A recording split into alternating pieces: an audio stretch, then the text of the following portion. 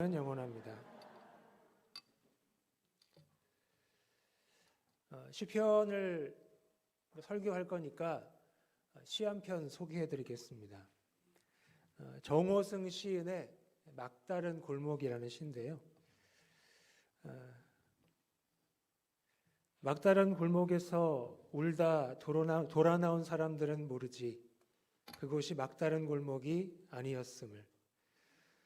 막다른 골목에서 주저앉아 울다가 결국 막다른 골목이 된 사람들은 모르지 당신이야말로 막다른 골목이 아니었음을. 막다른 골목에서 결국 쓰러진 사람들도 모르지 낙타가 쓰러지는 건 깃털같이 가벼운 마지막 짐 하나 때문이라는 것을. 막다른 골목에 핀 민들레는 알지 사막이 쓰러지는 것도 결국은 한 마리 쓰러진 낙타 때문이라는 것을. 막다른 골목이 아니라는 이야기 같습니다. 근데 이 막다른 골목이 추억인 사람들은 별로 없을 겁니다. 그보다는 고통이겠죠. 고통에 몸부림쳤던, 고통에 불안해했던, 고통에 눈물 흘리던 그 순간이 바로 막다른 골목이었을 것입니다. 왜 막다른 골목이 고통일까요? 곤경 때문이죠. 막연한 불안이 어느덧 현실이 되어버린 막막한 상황, 답답한 상황, 그래서 처한 곤경이 바로 고통의 원인이고 고통의 시작입니다. 그런데 그때 곤경에 처했을 때, 그 곤경 때문에 고통스러웠을 때 여러분은 어떻게 하셨습니까? 여러분은 막다른 골목에 주저앉아서 울다가 누구를 찾으셨습니까? 그때 누구의 이름을 부르셨어요? 수년 전에 어떤 사람이 저에게 이런 말을 하더라고요. 자기 이야기를 쭉 얘기하더니 제가 그때 너무 힘들어서 누군가를 찾고 싶었는데 부를 수 있는 이름이 없어서 너무 슬펐대요. 마음이 찡해지더라고요. 얘기 들으니까. 이 사람에게 왜 부를 수 있는 이름이 없었을까요? 그때 그는 하나님을 믿지 않았기 때문입니다. 그때 그는 하나님을 알지 못했기 때문입니다. 그래서 하나님을 부를 수도 없고 하나님을 찾을 수도 없었던 거죠. 이렇게 하나님을 믿지 않으면 하나님을 부를 수 없습니다. 하나님을 알지 못하면 하나님을 찾을 수가 없습니다. 따라서 하나님을 믿는 것이 복입니다. 하나님을 아는 것이 힘이에요. 하나님을 믿는 사람은, 하나님을 아는 사람은 결국 힘을 냅니다. 어떻게 힘을 내죠? 오늘 본문의 다윗처럼 힘을 내요. 다윗은 하나님과 하나님의 도우심을 믿고 힘을 내고 있습니다. 이 시편 4편의 배경도 시편 3편처럼 사무엘하 15장 1절부터 17장 24절 말씀입니다.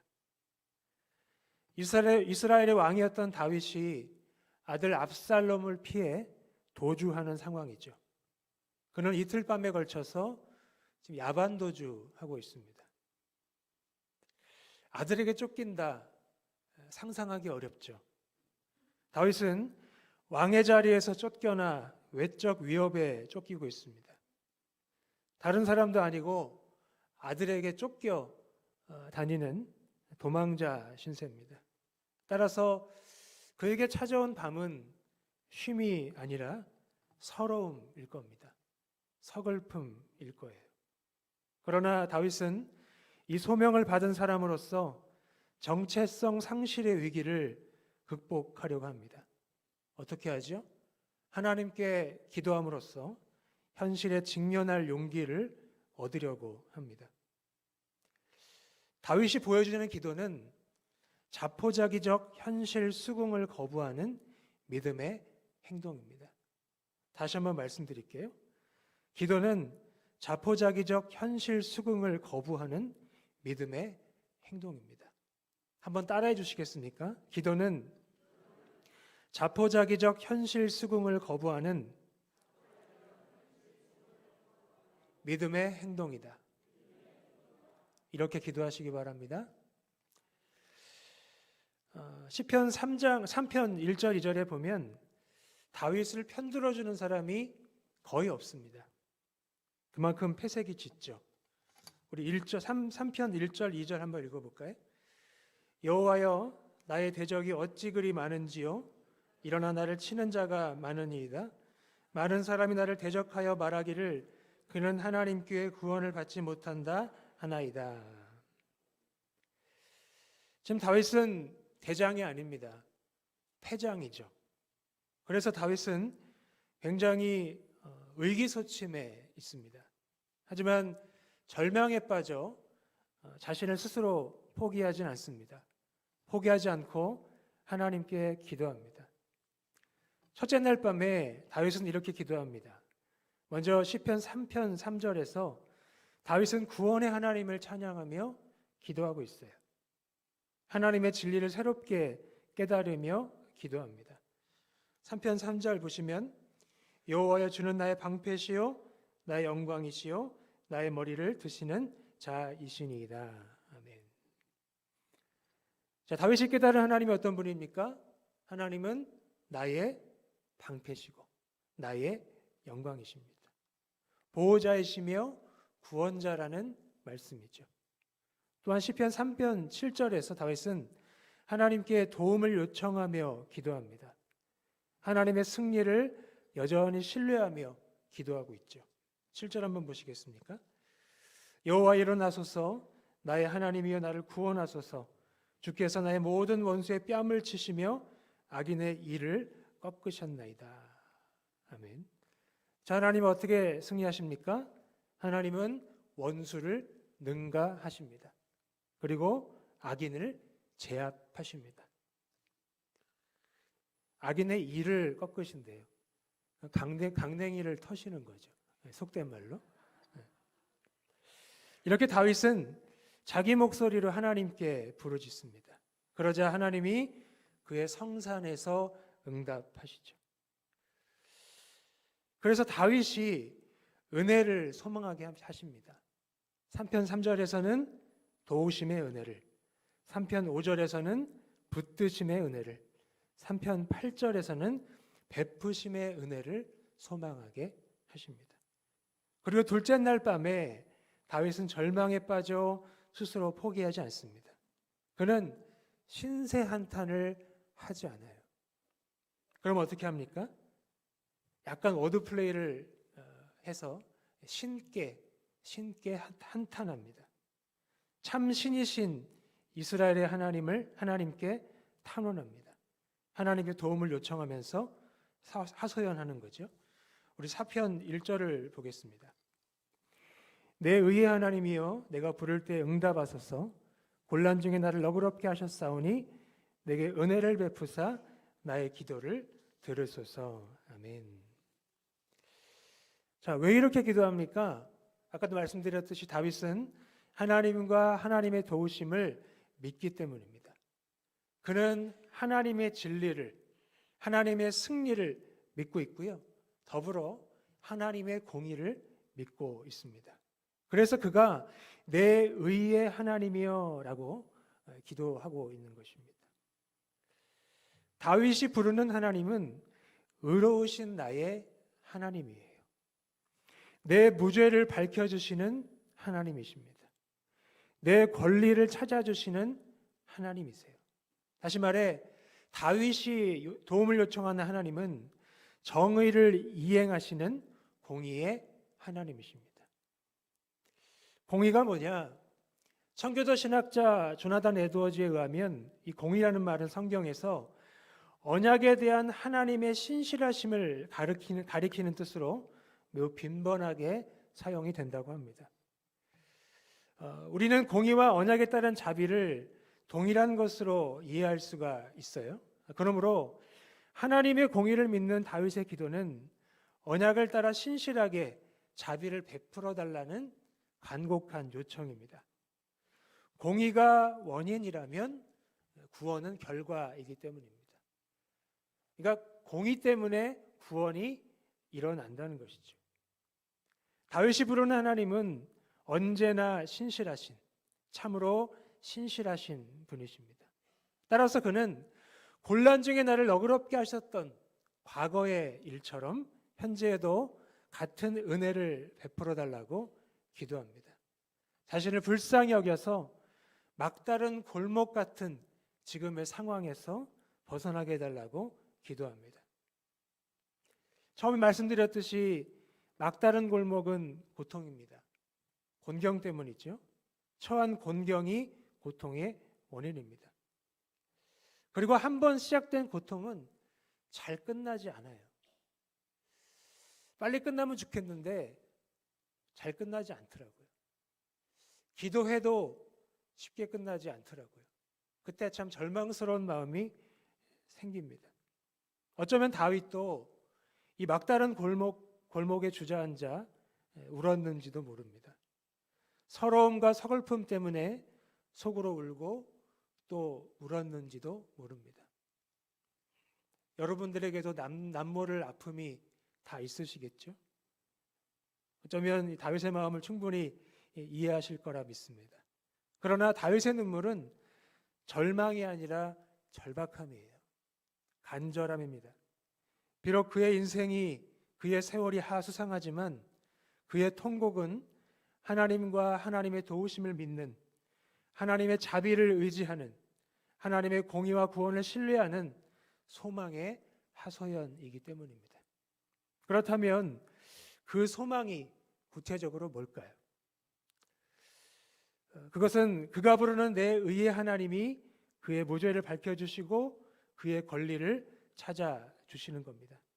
그는 이런 하나님의 자비와 은혜를 확신하면서 기도하고 있습니다. 그래서 먼저 그는 자신의 권리를 빼앗으려는 자들을 향해 이렇게 호소합니다. 2절 말씀 함께 보시면요. 인생들아, 어느 때까지 나의 영광을 바꾸어 욕되게 하며 헛된 일을 좋아하고 거짓을 구하려는가. 알렉 모티어 목사님의 말에 따르면 이 구절은 아들 압살롬에게 모여든 자들에게 보내는 상상 속 호소라고 이야기를 합니다. 어떤 호소인가? 왕으로서 그의 영광을 더 이상 욕되게 하지 말라는 겁니다. 그럴 수 없다는 거예요. 그러니까 헛된 일로 수고하지 말고 거짓보다는 진리를 찾으라는 말입니다. 다윗의 영광이 뭡니까? 사명자의 영광입니다. 더 나아가 이것은 독생자의 영광, 예수 그리스도의 영광이죠. 다윗은 하나님께 이스라엘의 왕이 되는 소명을 받은 사람이에요. 그의 소명에 대해서 시편 2편 7절 8절이 이렇게 말씀을 하고 있습니다. 내가 여호와의 명령을 전하노라. 여호와께서 내게 이르시되 너는 내 아들이라.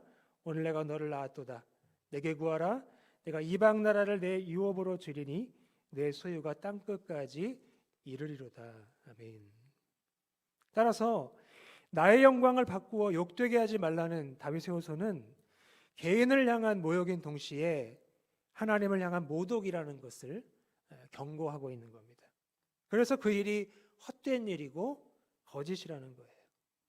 새번역 성경은 거짓 신을 섬기는 일이라고 번역을 합니다. 그러니까 하나님 모욕하는 건 우상 숭배예요. 우상을 섬기는 겁니다. 또한 다윗은 하나님의 공의와 구원을 신뢰하는 소망 때문에 자신과 함께하면서 낙심한 사람들을 향해 이렇게 호소합니다. 우리 시편 4편 3절 4절 보겠습니다. 여호와여, 자기를 위하여 경건한 자를 택하신 줄 너희가 알지어다. 내가 그를 부를 때에 여호와께서 들으시리로다. 너희는 떨며 범죄하지 말지어다. 자리에 누워 심중에 말하고 잠잠할지어다. 무슨 말입니까? 패배주의에 빠져서 자포자기하지 말라는 겁니다. 다윗과 함께하는 사람들은 왕의 패배 때문에 두려워 떨고 있습니다. 그래서 범죄의 유혹에 노출되어 있는 거예요. 어떤 범죄냐? 아까 말씀드렸듯이 다윗의 영광을 바꾸어 욕되게 하는 것이고 그렇게 하나님을 모독하는 겁니다.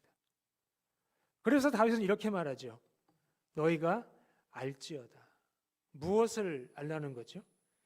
자, 여호와께서 자기를 위하여 경건한 자를 택하셨다는 사실을, 그래서 자신이 그를 부를 때에 여호와께서 들으신다는 사실을 알라는 겁니다. 이 변치 않는 사실, 즉 진리 때문에 패배주의에 빠지지 말라는 겁니다. 자포자기하지 말고 하나님을 의지하라고 권면하고 있는 거예요. 그렇다면 어떻게 하나님을 의지해야 될까요? 5절 말씀 보시면 의의 제사를 드리고 여호와를 의지할지어다 이렇게 말씀합니다. 여기서 말하는 의의 제사는 번제, 속죄제, 화목제를 가리킵니다. 따라서 이 의의 제사를 드리고 여호와를 의지하는 것은 이 제사 각각의 의미처럼 헌신, 자백, 교제의 정신으로 하나님께 나아가면서 하나님을 의지하면서 잠잠히 기도하라는 거예요. 근데 왜 지금 이 말을 하고 있는 겁니까? 왜 의의 제사를 드리고 여호와를 의지하라고 말하는 거예요? 기도는 하지만 불평하는 사람들이 있기 때문입니다. 6절 말씀 보시면 여러 사람의 말이 우리에게 선을 보일 자 누구뇨 하오니 여호와여 주의 얼굴을 들어 우리에게 비추소서 말씀합니다. 이 불평하는 사람들은 하나님을 의지한다고 하면서도 잠잠히 기도하지 않는 사람들이에요. 물론 그들도 주님 우리에게 큰 복을 내려주십시오라고 기도를 합니다. 하지만 그들은 기도가 끝난 후 누가 우리에게 좋은 일을 보여줄 것인가 라고 불평을 해요. 왜 불평합니까? 여호와 앞에 잠잠히 참고 기다리지 않기 때문입니다. 다시 말해 영적인 조급증 때문이에요. 마음만 급해요. 하나님의 때가 있고 하나님의 뜻이 있는데 마음만 급해요. 그러니까 기다리지 못하는 겁니다. 마음이 조급하기 때문에 불평 또는 의심이라는 이 어리석음을 나타내는 것입니다. 그러나 다윗이 나타나기를 원하는 것은 이 영적인 조급증이라는 어리석음이 아니라 주의 얼굴빛이에요. 하나님의 때에 하나님의 뜻이 드러나는 주의 얼굴빛이 나타나기를 지금 원하는 것입니다. 그래서 여호와여 주의 얼굴을 들어 우리에게 비추소서라고 기도를 합니다. 주의 환한 얼굴이 비춰질 때 우리의 불평과 의심이 사라질 것이기 때문입니다. 이것뿐일까요? 7절 말씀에 보면 주의 얼굴빛은 우리 마음에 신적인 기쁨을 심어주십니다. 7절 보시면 주께서 내 마음에 두신 기쁨은 그들의 곡식과 새 포도주가 풍성할 때보다 더하니이다 말씀합니다. 자, 이 기쁨이 얼마나 큽니까? 그들의 곡식과 새 포도주가 풍성할 때보다 더하다고 말씀합니다. 무슨 말이냐면 이 신적인 기쁨이 물질적 풍요를 압도한다는 거예요. 우리에게 물질이 생기면 좋죠. 재물이 생기면 좋죠. 근데 그것을 압도하는 신적인 기쁨이 우리에게 있다는 것입니다. 이 신적인 기쁨의 정체는 8절에 나와 있어요. 8절 보시면 내가 평안히 눕고 자기도 하리니 나를 안전히 살게 하시는 이는 오직 여호와이시니라. 아멘. 이 신적인 기쁨의 정체는 바로 하나님의 관심이에요. 하나님의 관심. 하나님을 의지하는 우리에게 마음이 끌려 주의를 기울이시는, 우리를 지켜주시는 하나님의 마음이 바로 신적인 기쁨입니다. 이 하나님의 관심을 실감나게 체험하는 것이 신적인 기쁨이에요. 바로 이 소망 때문에 다윗이 그렇게 하나님께 하소연했던 것입니다. 상황이 바뀌는 것보다 하나님께서 내게 다가오시는 것, 찾아오시는 것, 은혜 주시는 것이 더 중요하다는 말씀이에요. 말씀을 정리하겠습니다. 막다른 골목은 곤경이고 고통이지만 이 막다른 골목도 기쁨으로 변할 수 있다는 걸 꼭 믿으시기를 바랍니다. 이 일이 어떻게 가능합니까? 다윗이 계속 보여주고 있는 것처럼 기도 때문에 가능해요. 기도할 수 있는 것 때문에 가능합니다. 물론 기도하면서도 불평하는 사람들, 의심하는 사람들에게는 여전히 불가능하죠. 왜 불평합니까? 하나님 앞에 참고 기다리지 않기 때문입니다. 마음이 조급해서 불평하는 거예요. 마음이 조급해서 의심하는 겁니다. 그래서 하나님을 모독해요. 우상 숭배합니다. 거기까지 가시면 안 됩니다. 그들의 문제는 다윗처럼 기도하지 않았다는 거예요. 하나님과 하나님의 도우심을 믿지 않고 기도했다는 겁니다. 기도는 했지만 거짓 기도한 거예요. 다윗이 부르는 하나님은 의로우신 하나님, 내 무죄를 밝혀주신 하나님, 내 권리를 찾아주시는 하나님입니다. 또한 다윗이 부르는 하나님은 언제나 신실하시고 참으로 신실하신 하나님이십니다. 따라서 그는 이 곤란 중에 나를 너그럽게 하셨던 과거처럼 현재에도 같은 은혜를 베풀어 달라고 기도합니다. 물론 다윗도 이 막다른 골목에서 금방 벗어나지는 못했어요. 그의 무죄가 금세 밝혀진 것도 아니고 그의 권리가 쉽게 회복된 것도 아닙니다. 그래서 다윗과 함께한 사람들 중에는 낙심한 자들, 즉 패배주의자도 있었습니다. 그래도 다윗은 사실을 붙잡았어요. 어떤 사실이요? 여호와께서 자기를 위하여 경건한 자를 택하셨다는 사실입니다. 그래서 자신이 그를 부를 때에 여호와께서 들으신다는 사실을 붙잡았어요. 이 사실을 붙잡고 이렇게 기도합니다. 여호와여, 주의 얼굴을 들어 우리에게 비추소서. 이렇게 하나님을 믿지 않으면 하나님을 부를 수가 없습니다. 하나님을 알지 못하면 하나님을 찾을 수가 없어요. 따라서 하나님을 믿는 것이 복이고요, 하나님을 아는 것이 힘입니다. 다니엘서 11장 32절은 이렇게 말씀합니다. 오직 자기의 하나님을 아는 백성은 강하여 용맹을 떨치리라. 아멘. 그러므로 하나님을 아는 것이 그의 백성에게 힘이라는 것 꼭 기억하시기를 바랍니다. 우리가 하나님을 아는 백성이라면 다윗처럼 힘을 내시기를 바랍니다. 다윗처럼 하나님과 하나님의 도우심을 믿고 힘을 내시기를 바랍니다. 다윗처럼 여호와의 주의 얼굴을 들어 우리에게 비춰달라고 기도하시기를 바랍니다. 그래서 우리에게 마음이 끌려 주의를 기울이시는 하나님의 관심, 하나님의 마음을 꼭 체험하실 수 있기를 바라고요, 우리를 지켜주시는 하나님의 관심 때문에 평안과 안전을 맛보는 저와 여러분이 되기를 주님의 이름으로 축복합니다. 기도하겠습니다.